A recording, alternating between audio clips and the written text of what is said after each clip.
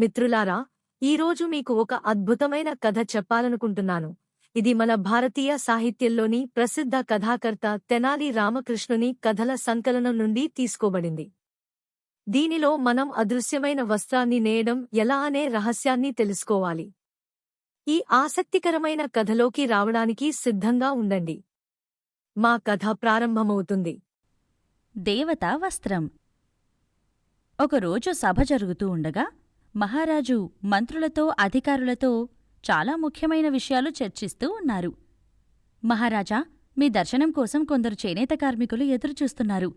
మీకు చూపించడానికి వాళ్ల దగ్గర గొప్ప చేనేత వస్త్రాలు ఉన్నాయని అంటున్నారు అని భటులు వాళ్ల గురించి చెప్పారు. వాళ్ళని లోపలికి అనుమతించండి అని మహారాజు ఆదేశించాడు. ఒక అందమైన మహిళ తనతో పాటు కొంతమంది చేనేత కార్మికులతో సభా ప్రాంగణంలోకి వచ్చింది. ఆనాటి సాధారణ కార్యకలాపాలు అంతటితో ఆగిపోయాయి. వందనాలు మహారాజా అని ఆ అందమైన అమ్మాయి మహారాజుతో అంది. మిగతా అధికారులకి కూడా నమస్కారం చేసింది. అందరూ ఆమె వైపే చూస్తూ ఉన్నారు. అలా అధికారిక శుభాకాంక్షలు చెప్పిన తర్వాత తన దగ్గర ఉన్న ఒక చిన్న పెట్టెను బయటకు తీసింది. ఏంటా పెట్టె? అందులో ఏముంది అని మహామంత్రి అడిగారు. ఆ పెట్టెలో నుండి సున్నితమైన వస్త్రాన్ని బయటకు తీసింది. అది చూసి సభలో ఉన్నవారందరూ ఆశ్చర్యపోయారు. అక్కడ ఉన్న అధికారులకు, మంత్రులకు ఆ సన్నని వస్త్రాన్ని చూపించింది. అందరూ ఆ పనితనం చూసి అబ్బురపోయారు. ఆ వస్త్రాన్ని విప్పి చూపించింది. అది చాలా పెద్దగా ఉంది. కాని మడత పెడితే ఆ చిన్న పెట్టెలో సరిపోతోంది. అందరూ ఆశ్చర్యంగా చూస్తున్నారు ఆ వస్త్రాన్ని. అద్భుతం, మహా అద్భుతం అని మహారాజు కూడా పొగిడారు. ఆమె మహారాజును ఉద్దేశించి, ఓ ప్రభూ, ఈ అందమైన, అత్యంత సున్నితమైన చేతిపనితనం తెలిసిన చాలా ప్రతిభావంతులైన నేతకార్మికుల బృందం నా దగ్గర ఉంది. వాళ్ళిప్పుడు నాతో పాటు మీ ముందున్నారు. వాళ్ళిటువంటి అద్భుతాలు ఎన్నో సృష్టించగలరు. మీ ఆశీర్వాదం మరియు ఆర్థిక సహాయంతో ఈ నేతకార్మికులు మరిన్ని అద్భుతాలు చేయగలరు. మేము ఒక దేవతా వస్త్రాన్ని తయారు చేయాలి అనుకుంటున్నాం. అది తయారు చేసి మీ ముందు దాన్ని ప్రదర్శించాలి అనుకుంటున్నాం అని చెప్పింది. మహారాజు ఆ మహిళ మాటల్ని బాగా నమ్మాడు. మహామంత్రి, వాళ్ళకి కావాల్సిన నిధులు కేటాయించండి అని కోరాడు. మహామంత్రి సంబంధించిన అధికారుల్ని ఆదేశించాడు. మీకు సంవత్సరం సమయమిస్తున్నాం. మీ అద్భుత పనితీరుని మహారాజు ముందు ఉంచాలి. ఆ దేవతా వస్త్రం సిద్ధం చెయ్యండి అని మహామంత్రి మహిళని కోరారు. అందుకు ఆమె ఒప్పుకుంది.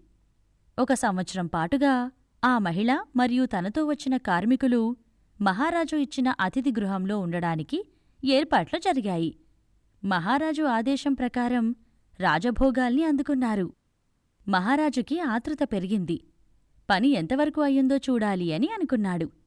దేవతల వస్త్రం పురోగతిని తనిఖీ చేయమని అధికారుల్ని మహారాజు ఆదేశించాడు. వెంటనే నేతకార్మికుల పని తనిఖీ చేయడానికి అధికారులు అతిథి గృహానికి వెళ్లారు.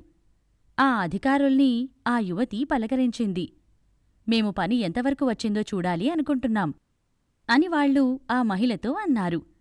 ఆమె వారిని నేతకార్మికులు పనిచేస్తున్న గదికి తీసుకుని వెళ్ళింది. వారు చాలా తీవ్రంగా పనిచేస్తున్నట్లు అనిపించింది. గదిలో తాము వచ్చి ఉండటం కూడా వారు గమనించలేదు. అధికారులు ఆశ్చర్యపోయారు. ఆ గదిలో మగ్గాలు, నేచేతీగ ఇలాంటి పనిముట్లు ఏం లేవని అధికారులు కనుగొన్నారు. ఆ గదిలో కూర్చున్న చేనేత కార్మికులందరూ దారం పట్టి నేతగీసినట్లు నటిస్తున్నట్లు వారికి అనిపించింది. అధికారులు అయోమయంలో అక్కడ నిలబడ్డారు. అక్కడ పరిస్థితి గురించి అడిగి తెలుసుకున్నారు. ఆ మహిళ వారిని చూసి నవ్వింది. చాలా తీయని గొంతుతో, అధికారులారా, అదృశ్య లేదా దేవతవస్త్రం ఇక్కడే ఉంది.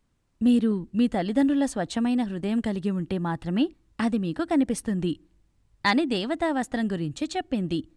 అధికారులకి అక్కడ ఏం కనిపించడం లేదు. ఆ వస్త్రం కనిపించడం లేదని చెప్తే తమ తల్లిదండ్రులకి స్వచ్ఛమైన మనసు లేదని అందరూ అనుకుంటారని భయపడ్డారు. అందరూ అయోమయంలో ఉన్నారు. మీరు చాలా గొప్పవారు. ఖచ్చితంగా మీ తల్లిదండ్రులు కూడా స్వచ్ఛమైన వారే అయ్యుంటారు. కాబట్టి ఈ దేవత వస్త్రం యొక్క విశిష్టత మీరు చూడగలరని నాకు చాలా ఖచ్చితంగా తెలుసు అని మళ్లీ చెప్తూ వాళ్ళని ఇరకాటంలో పెట్టింది. మీ చేనేత కార్మికులు సృష్టించిన ఈ దేవత వస్త్రం అద్భుతం అని అధికారులు కనపడని వస్త్రాన్ని పొగిడారు. ఎందుకంటే వారు నిజం మాట్లాడితే పాపులుగా ముద్రవేయబడతారనే భయం వాళ్లల్లో వచ్చింది. అధికారులు దేవతా వస్త్రాన్ని చూడగలిగినట్లుగా వ్యవహరించాలని నిశ్చయించుకున్నారు. కనపడని ఆ దేవత వస్త్రం యొక్క సున్నితత్వం, అందాన్ని కూడా వారు మెచ్చుకున్నారు. మహారాజు దగ్గరికి వెళ్లారు. అక్కడ జరిగింది కొనసాగిస్తూ మహారాజుకు కూడా అదే చెప్పారు. అతిథిగృహంలో ఉన్న చేనేత కార్మికులు తయారుచేసిన దేవతావస్త్రం గురించి అధికారులు ప్రశంసించడం విన్న మహారాజు ఆ దేవతావస్త్రం యొక్క గొప్పతనాన్ని స్వయంగా చూడడానికి మరింత ఉత్సాహంగా ఉన్నాడు. ఆ దేవతావస్త్రాన్ని, అది తయారుచేసిన వాళ్లని సభకి తీసుకురండి అని మహారాజు తన భటులను ఆదేశించాడు. ఆ యువతి తన కార్మికులతో కలిసి సభకు వచ్చింది.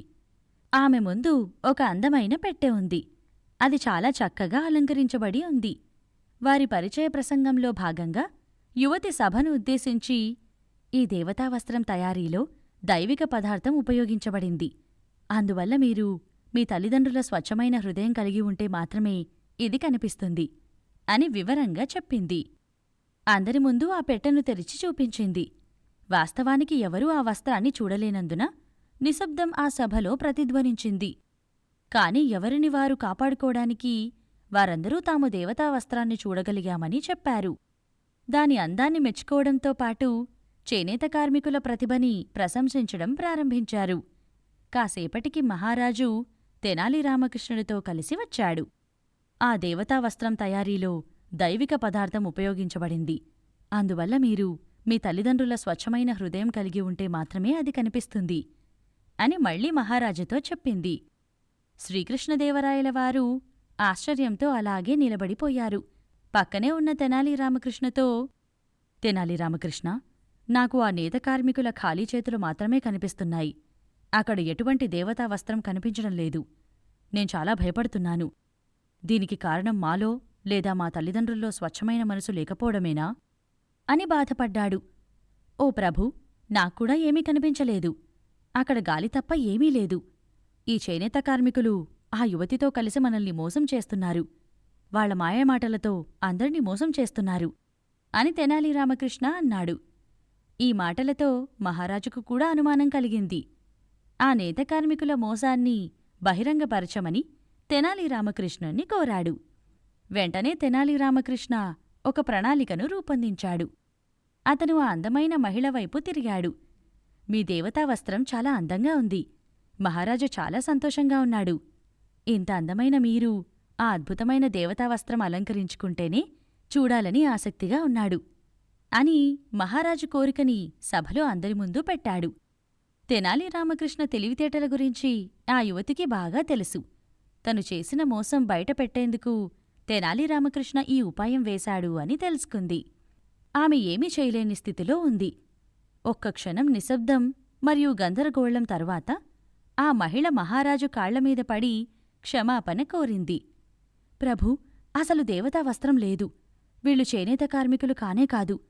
ఏదో బుద్ధిగట్టి తిని ఇదంతా చేశాం అని నిజం చెప్పేసింది. మహారాజు భటుల వైపు చూశాడు. భటులు వారిని బంధించారు. రాష్ట్రం కష్టంలో ఉన్న ప్రతిసారీ కాపాడిన తెనాలి రామకృష్ణ తెలివితేటల్ని సభాముఖంగా మెచ్చుకొని శ్రీకృష్ణదేవరాయలు బహుమతులు ఇచ్చాడు. ఎప్పటిలానే జనం తెనాలి రామకృష్ణకి జేజేలు పలికారు.